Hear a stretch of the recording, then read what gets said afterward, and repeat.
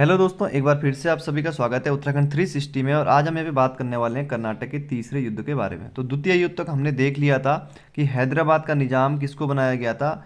सलावत जंग को बनाया गया था। ठीक है, सलावत जंग को बुस्सी ने यहाँ पे निज़ाम बनाया था। तो हैदराबाद में कौन कौन है, देखिए बुस्सी है जो कि एक फ्रांसीसी सेनापति है। हैदराबाद में कौन है गद्दी पर, सलावत जंग यहाँ पे गद्दी पर है।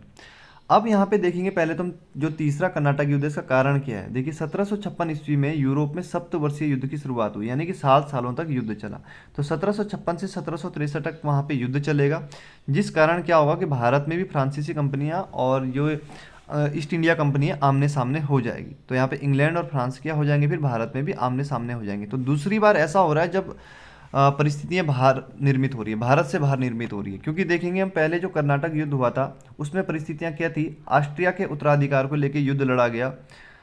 वो हमने पहले वीडियो में देख लिया था, जिन्होंने वो वीडियो नहीं देखा है वो वीडियो देख लें एक बार। तो ऑस्ट्रिया के उत्तराधिकार को लेकर युद्ध लड़ा गया था, जिस कारण भारत में भी कंपनियां क्या हो गई थी, आमने सामने आ गई थी। जो सेकंड कर्नाटक युद्ध था, सेकंड कर्नाटक युद्ध की जो परिस्थितियां थी वो भारत में ही निर्मित थी। हैदराबाद और कर्नाटक हमने वहाँ पे देखा था, हैदराबाद और कर्नाटक। वो जरूर देख लीजिएगा आप। तीसरा अगर वीडियो आप पहली बार देख रहे हैं तो पहला और दूसरा जरूर वीडियो देखें, तभी आपके यहाँ पे चीज़ें क्लियर हो पाएगी। अब यहाँ पे हैदराबाद में सलावा जंग और बुस्सी है। बंगाल में अंग्रेजों का आधिपत्य हो चुका है, क्योंकि हमने 23 जून 1757, ये ध्यान रखेंगे, 23 जून 1757 को क्या हुआ था, प्लासी का युद्ध हुआ था। प्लासी का मैदान कहाँ है, पश्चिम बंगाल में है, और अंग्रेजों ने बंगाल जीत लिया कब, 23 जून 1757 को। इस युद्ध को हम तब पढ़ेंगे जब हम बंगाल को पढ़ेंगे, जब नवीन राज्यों का उत्थान देखेंगे तो वहाँ पे हम इस युद्ध को डिटेल में पढ़ेंगे। तो बंगाल यहाँ पे अंग्रेजों के पास आ चुका है और अंग्रेजों की स्थिति यहाँ पे मजबूत हो चुकी है। क्योंकि देखिए बंगाल में अपार धन संपदा थी, और उस अपार धन संपदा से क्या हो गया, अंग्रेजों की आर्थिक स्थिति यहाँ पे मजबूत हो चुकी है। अब यहाँ पे जब अंग्रेजों की स्थिति मजबूत हो चुकी है तो फ्रांसीसियों को लगा कि अब क्या करना होगा, हमें अंग्रेजों के प्रभाव को घटाना होगा। इसलिए उन्होंने अपने एक योग्य सेनापति काउंट डी लाली, ठीक है ध्यान रखेंगे, काउंट डी लाली को कहाँ से भेजा, फ्रांस से भेजा कि आप इंडिया जाइए और वहाँ पे हमारे अंग्रेजों के प्रभाव को कम कीजिए। तो काउंट डी लाली जैसे ही यहाँ पे आया, देखिए काउंट डी लाली 1758 में पहुंचा। उससे पहले 1757 का युद्ध हो चुका है, बंगाल अंग्रेजों के पास जा चुका है। 1758 में लाली यहाँ पहुंचेगा और मद्रास के फोर्ट सेंट डेविड पर क्या कर लेगा, अधिकार कर लेगा। जो किला था सेंट डेविड का किला, तो वहाँ पे क्या करेगा, कब्जा कर लेगा, अधिकार कर लेगा। इसके बाद लाली बढ़ता है तंजौर की तरफ, ठीक है, कहाँ बढ़ेगा, तंजौर की तरफ। ये तंजौर यहाँ पे मद्रास के नीचे तंजौर है। तंजौर पे घेरा डाल देगा, लेकिन घेरा डालने के बाद उसे कुछ खास सफलता नहीं मिली, क्योंकि अंग्रेजी सेना यहाँ पे आ गई थी और अंग्रेजी सेना के सामने उसे यहाँ से झुकना पड़ा और अपना घेरा यहाँ से हटाना पड़ा। इसके बाद लाली ने सोचा क्यों ना फिर से मद्रास पे ही अटैक किया जाए और बुस्सी को भी कहाँ से, हैदराबाद से बुला लिया जाए। तो लाली ने क्या किया, मद्रास पे अटैक किया। और जो फ्रांसीसी सेनापति था एक दूसरा, बुस्सी, हमने बुस्सी के बारे में कर्नाटक के द्वितीय युद्ध में देखा था, तो वहाँ पे देख लेंगे आप बुस्सी कौन था। तो बुस्सी फिर यहाँ से कहाँ से, हैदराबाद से मद्रास आ जाता है अपनी सेना के साथ, और यहाँ पे घेरा डाल देते हैं। तो बुस्सी और लाली कहाँ व्यस्त हो गए, मद्रास के घेरे में। अब हैदराबाद में कौन बचा, केवल सलावत जंग। तो अंग्रेजों को जब लगा कि हाँ यार अब यहाँ पे केवल सलावत जंग है, तो इन्होंने क्या किया, यहाँ पे अटैक कर दिया। अंग्रेजों ने क्या कर दिया, हैदराबाद पे अटैक कर दिया और यहाँ के उत्तरी सरकार पे अधिकार कर लिया। किस पे अधिकार किया, ध्यान रखेंगे, उत्तरी सरकार। उत्तरी सरकार क्या है, आंध्र प्रदेश के जो तटीय इलाके हैं, जो तटीय इलाके हैं आंध्र प्रदेश के, उनको कहा जाता है उत्तरी सरकार। तो अंग्रेजों ने क्या किया, उत्तरी सरकार पे अधिकार कर लिया। और लाली और बुस्सी कहाँ व्यस्त हैं, मद्रास के घेरे में बसते हैं। और फ्रांसीसियों को मद्रास के घेरे में भी यहाँ पे सफलता नहीं मिली। अंग्रेजों ने फिर यहाँ पे भी अपनी सेना भेजी और उनको मजबूरन अपना घेरा हटाना पड़ा। तो यहाँ पे एक स्टेटमेंट निकल के आता है आरसी मजूमदार का, जो ये अपमानजनक असफलता है फ्रांसीसियों की, इस असफलता से भारत में इनका सारे द्वार बंद हो चुके हैं, इनके जो भाग्य के सारे द्वार क्या हो चुके हैं, बंद हो चुके हैं। इस प्रकार का स्टेटमेंट यहाँ पे आरसी मजूमदार का है। इस प्रकार के स्टेटमेंट आपको अच्छे एग्जाम में देखने को मिल सकते हैं, जैसे पीसीएस हो गया, आरओ के एग्जाम में आपको देखने को मिल सकता है, यूजीसी नेट में देखने को मिल सकता है। लेकिन ग्रुप सी के लेवल में आपको ये प्रश्न देखने को कम ही मिलेंगे, ठीक है।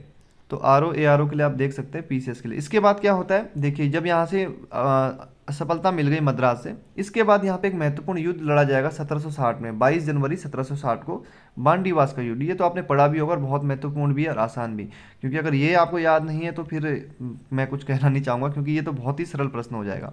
तो वांडीवास नामक स्थान का है, तमिलनाडु में है, और 22 जनवरी 1760 को ये युद्ध लड़ा गया अंग्रेजों और फ्रांसीसियों के बीच में। ये देखिए लाली, अंग्रेज और फ्रांसीसियों के बीच में।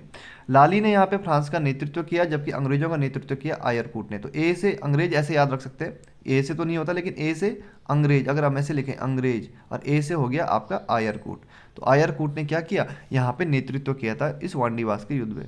इस युद्ध में आयरकूट जीत जाता है और लाली की यहाँ पे हार हो जाती है, और लाली को यहाँ से बंदी बनाकर कहाँ भेज दिया जाता है, फ्रांस भेज दिया जाता है, जहाँ पर उस पर राजद्रोह का आरोप लगता है और उसको फांसी दे दी जाती है। इस प्रकार काउंट डी लाली एकमात्र ऐसा फ्रांसीसी सेनापति था जिसको युद्ध हारने के कारण, या आप कह लीजिए राजद्रोह के आरोप में फांसी दे दी गई। तो लाली को क्या हुआ, फांसी दे दी गई। तो ये यहीं पे फ्रांसीसियों की कहानी समाप्त हो जाती है, और इसके बाद होगी पेरिस की संधि। पेरिस की संधि होगी 10 फरवरी 1763। तो 10 फरवरी 1763 को यहाँ पे पेरिस की संधि होगी, और भारत में भी क्या हो जाएगा, युद्ध समाप्त हो जाएगा। और इस संधि के तहत ये तय हुआ कि जो फ्रांस वाले हैं, जो फ्रांसीसी कंपनी है वो भारत में क्या है, अब सेना नहीं रख सकेगी। इस शर्त के साथ ही फ्रांसीसियों का अब क्या हुआ, केवल व्यापार पे ही ध्यान केंद्रित हो गया, क्योंकि जब सेना नहीं रख सकते तो युद्ध कहाँ से लड़ेंगे, तो केवल व्यापार पे उनका ध्यान केंद्रित हो गया। थोड़ा सा लिख लेते हैं, ज़्यादा नहीं है इसमें। कर्नाटक का तीसरा युद्ध 1756 से 63, कारण यूरोप में सप्तवर्षीय युद्ध की शुरुआत 1756 से 1763। और एक बात और कहना चाहूँगा, तीनों कर्नाटक युद्ध हो चुके हैं, इसकी पीडीएफ मैं आपको टेलीग्राम में भेज दूंगा, आप वहाँ से जरूर डाउनलोड कर लीजिएगा। अगर आप नोट्स बना रहे हैं तो अच्छे से आप नोट्स बनाते हुए चलिए। इसके बाद हम क्या पढ़ेंगे, उत्तरवर्ती मुगल शासक पढ़ेंगे, या कह लीजिए जो अंतिम मुगल शासक है उनको पढ़ेंगे, और उसके बाद नवीन राज्यों के उत्थान की तरफ जाएंगे। तो सीरीज बाई क्रम बाई चलेंगे हम यहाँ पे। 1757 में 23 जून 1757 को अंग्रेजों ने प्लासी का युद्ध जीत लिया, जिससे उनकी स्थिति भारत में क्या हो गई, मजबूत हो गई। तो ये ध्यान रखेंगे, अंग्रेजों की स्थिति मजबूत हो चुकी है। और काउंट डी लाली कब आ रहा है, 1758 में आ रहा है, भारत पहुंचा। काउंट डी लाली कब पहुंचा, 1758 में भारत पहुंचा। इस समय तक अंग्रेजों का अधिकार हो चुका है बंगाल में, उनकी स्थिति काफ़ी मजबूत है, क्योंकि यहाँ पे अपार धन संपदा थी। 1758 में देखिए मैप में मैंने बता ही दिया था, फोर्ट सेंट डेविड जो कि मद्रास में है, यहाँ पे उसने अधिकार कर लिया। इसके बाद उसने तंजौर पे घेरा डाला, लेकिन अंग्रेजी सेना के सामने उसे घेरा हटाना पड़ गया। मद्रास घेरे की बात करें, फिर उसने मद्रास पे घेरा डाला। मैंने आपको बताया था कि लाली को उसने बुलाया कहाँ से, हैदराबाद से, कि आओ मेरी यहाँ पे मदद करो और मद्रास घेरे में आइए। तो बुस्सी मद्रास घेरने के लिए हैदराबाद से निकला, तो अंग्रेजों ने क्या किया, हैदराबाद की उत्तरी सरकार पे अधिकार कर लिया। हैदराबाद में कौन है, सलावत जंग। सलावत जंग यहाँ पे डर जाता है और अंग्रेजों से यहाँ पे मिल जाता है। तो फ्रांसीसियों को मद्रास में भी कोई सफलता नहीं मिली, तो उन्होंने यहाँ से घेरा हटा लिया। तो यहाँ पे आरसी मजूमदार का स्टेटमेंट है, इस अपमानजनक असफलता ने भारत पर फ्रांसीसियों के भाग्य का सभी प्रकार से द्वार बंद कर दिया। अच्छे एग्जाम में ही पूछा जाएगा, ठीक है, ये ध्यान रखेंगे आप। अगर आप अच्छे लेवल के एग्जाम की तैयारी कर रहे हैं, जैसे आपका केवल हिस्ट्री सब्जेक्ट है, या आप यूजीसी नेट की तैयारी है, या कह लीजिए लेक्चरर का है, तो यहाँ पे आपके लिए महत्वपूर्ण रहेगा।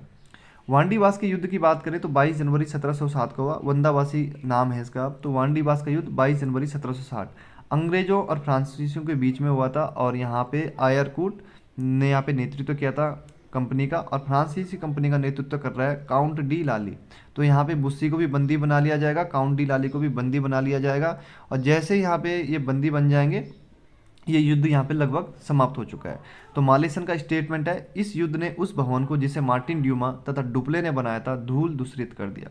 क्योंकि देखिए ये युद्ध ऐसा था, यहाँ पे संधि हो जाएगी, इसके बाद फ्रांसीसियों की हार हो चुकी है, और केवल व्यापार ही वो कर पाएंगे, सेना भी नहीं रख पाएंगे। तो यहाँ पे एक किस्म से आप कह लीजिए कि फ्रांसीसियों का अंत ही हो चुका है। 1761 में अंग्रेजों ने क्या किया, पांडिचेरी पर भी कब्जा कर लिया। अंग्रेजों ने लाली को बंदी बनाकर फ्रांस भेज दिया, और वहाँ पे उस पर राजद्रोह का झूठा आरोप लगाया और उसे फांसी दे दी गई। इस प्रकार लाली एकमात्र ऐसा फ्रांसीसी गवर्नर हुआ जिसे युद्ध हारने या राजद्रोह के आरोप में यहाँ पे फांसी दे दी गई। इसके बाद पेरिस की संधि हो जाती है। देखिए सप्तवर्षीय युद्ध चल रहा था यूरोप में, तो वहाँ पे पेरिस में क्या हो गई, संधि हो गई 10 फरवरी 1763 में यूरोप में। और जब वहाँ पे संधि हो गई, वहाँ पे युद्ध समाप्त हो गया, तो भारत में भी युद्ध समाप्त हो गया। और 1749 तक जो क्षेत्र फ्रांसीसियों के अधिकार में थे वो उन्हें वापस कर दिए गए इस संधि के तहत, चंद्रानगर को छोड़कर।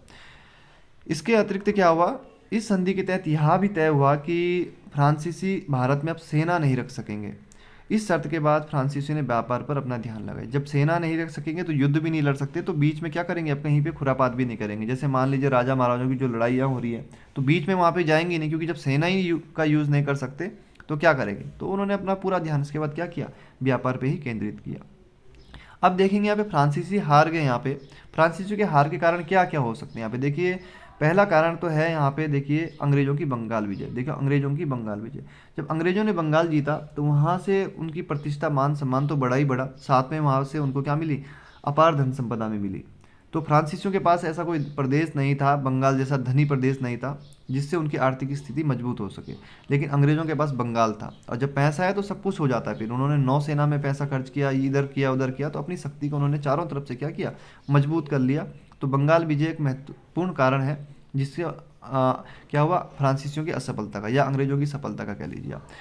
इसके अतिरिक्त अंग्रेजों की जब नौसेना मजबूत हो गई, जब पैसा आ गया तो सब मजबूत हो जाता है, सीधी सीधी बात है। तो यहाँ पे जब बंगाल विजय हो गई तो उन्होंने नौसेना पे भी और खर्च किया, नौसेना को और मजबूत बनाया। इसके साथ साथ डुप्ले की फ्रांस वापसी को भी हम मान सकते हैं कि यहाँ पे फ्रांसीसियों की असफलता का कारण, क्योंकि देखिए डुप्ले कूटनीतिज्ञ था, एक राजनीतिज्ञ था। अगर वो यहाँ पे रहता तो हो सकता है कि फ्रांसीसी यहाँ पर युद्ध जीत जाते, लेकिन डुप्ले को बुला लिया गया। तो इसके कारण हम एक कारण मान सकते हैं इसे भी। इसके साथ साथ इंग्लैंड के जो युद्ध मंत्री विलियम पिट, उस समय इंग्लैंड के जो युद्ध मंत्री थे वो थे विलियम पिट। तो ये काफ़ी कूटनीति इन्होंने यहाँ पे चली उस समय। इन्होंने क्या किया, फ्रांस में जब वहाँ जब यूरोप में युद्ध हो रहा था तो वहाँ पे उलझा दिया, किसको, फ्रांस को। उसको इतना उलझा दिया कि उसका ध्यान ही नहीं जा पाया, ठीक है। तो उसका ध्यान ही नहीं जा पाया और भारत में वो अपनी स्थिति को नियंत्रण में नहीं रख सका, वो वहीं युद्धों में ही उलझा रहा। तो विलियम पिट की राजनीति को भी हम यहाँ पे कह सकते हैं, या नीति को भी हम कह सकते हैं कि महत्वपूर्ण योगदान रहा। इसके साथ साथ लाली की अदूरदर्शिता, ठीक है, जो काउंट डी लाली है उसको इतिहासकारों ने क्या बताया, अदूरदर्शी बताया, एक क्रोधी बताया है और कटुभाषी व्यक्ति बताया। तो यहाँ पे काउंट डी लाली को भी जिम्मेदार बताया गया इतिहासकारों के द्वारा कि जो फ्रांसीसी की असफलताओं के कारणों में से एक है।